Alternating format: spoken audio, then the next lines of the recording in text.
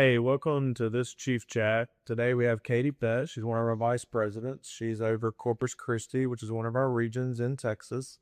Glad to have you here today, Katie. Thank you. And I think I would like to start. Just tell us a little bit about yourself. Just tell us, I think this is important in this Chief Chat.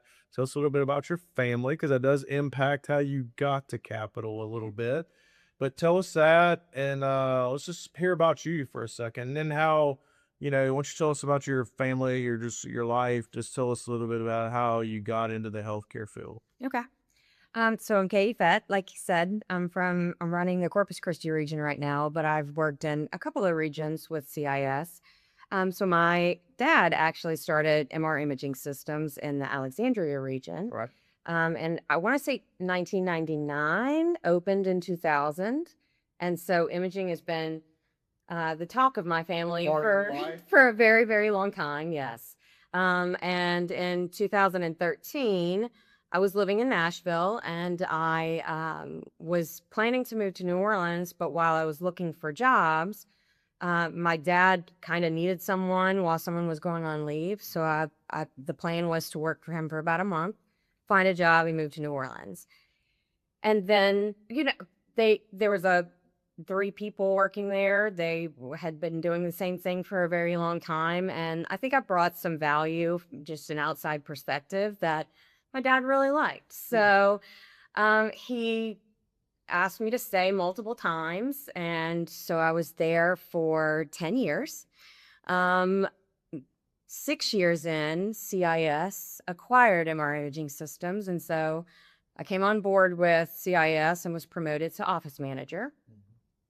Did that for about 2.5 years. And then you guys acquired what was once our competitor, Open Air MRI of Sinlaw. And at that time, Greg Borlon was promoted to VP, and Michael showed up and told me that that he had an opportunity for me to go into sales. And so I took over the sales position and did that for about 2 years. And then this opportunity came up. You and I talked about it a few times, and you gave me the opportunity to move to Corpus Christi and take on a new role as Vice President of Operations. All right, Kay. So go back to your dad. Your dad owns a center. So Dr. Hamid and I talking to your dad about acquiring MR imaging. I always want to say MR. That's that MR imaging. And, Patrick's like, that's your dad's name. Patrick's like, hey, man, my daughter works there and she's awesome. And you're always thinking, okay. That's what any dad would say, right? and he should As he should. As he should. But your dad was right. He was like, we get in, Katie's really doing well as an office manager. We know at the time, can't really tell her the time that we're about to acquire the other one. But we're like, hey, look, how do we incorporate that? How do we use Katie's skill set for something we didn't have in the area, which was sales? And you knew a lot of the players in the market just from taking calls, interacting with them, and we're like, how can we use that? So that was when we said, hey, look, let's see if she will go into that sales role. We didn't make you. Like, let's see if she'll go into that. Let's see if she'll go into that sales role. Then you do that. And then very successful. The market grows. You and Greg did a great job working together, and I think in tandem it really worked well. Which again took a lot of, hey, look, it's a new role for me, and that type of thing. Then I go to you and say, hey, look, you've done well in the company. You're someone I could see moving up in the company. Would you like this role? It does. You will have to move, but it's a vice president role, which would feel like you could keep growing in the company. So tell me what I'm getting to is, tell me how in operations, then sales, how did doing both of those help you in your current role as vice president at Corpus Christi? Well, starting in operations, that really gave me the opportunity. It's a small center, so it gave me the opportunity to learn everything that everyone was doing apart from scanning the patients. And so it just internal, but I didn't quite have the exposure that sales gave me. And so I knew I was the subject matter expert about MR imaging systems and, and some of the Alexandria market. However, I thought I knew everything. But you had a single modality Right. of MR imaging as well. Correct. And, you always think you know everything. I thought I knew everything. But moving into the sales position really gave me that exposure to know that, here's my small little world, and the CIS world was so much bigger, and, showed me opportunities. And I'm a very curious person. So I'm talking to Tim, and I'm talking to people in New Orleans, and I'm talking to you, and, every department, just learning what everybody does and learning what keeps CIS running. And so, and I wouldn't have gotten that exposure in the center where I was. Right. And so, I never thought I would go into sales. My dad was actually a pharmaceutical rep before then, before opening imaging systems. Yeah.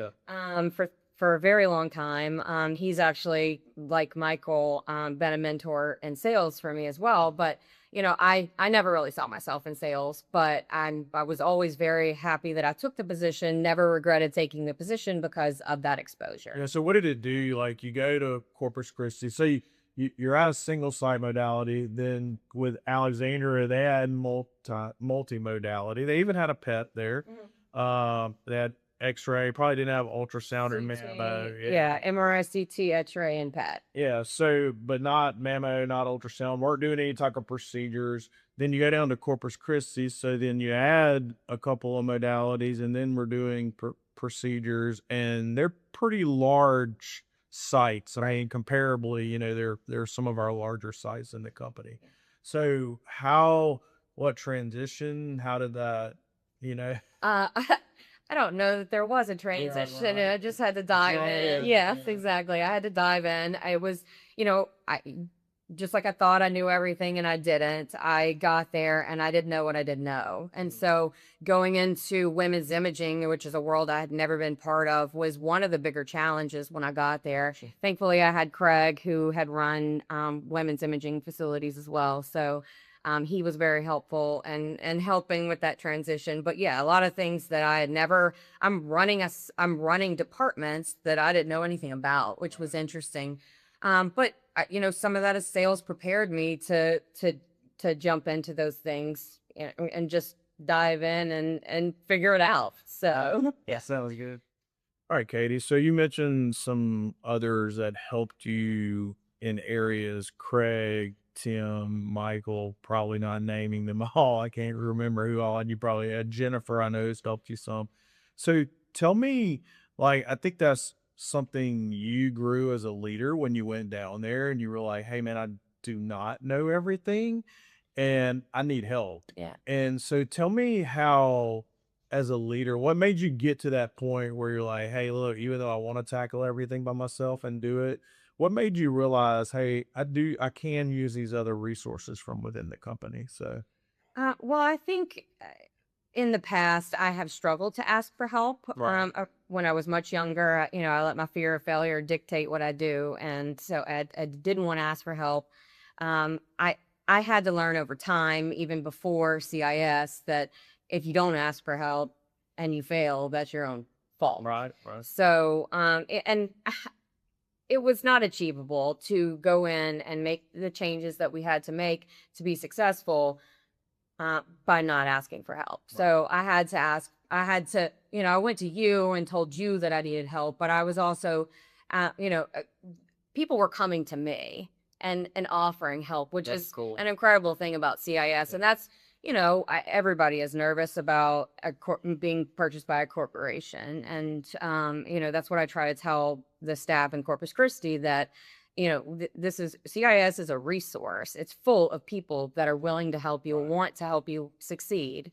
And so we've named several people, but there were 10 times more people from across CIS, from across so many regions, that helped Corpus Christi succeed.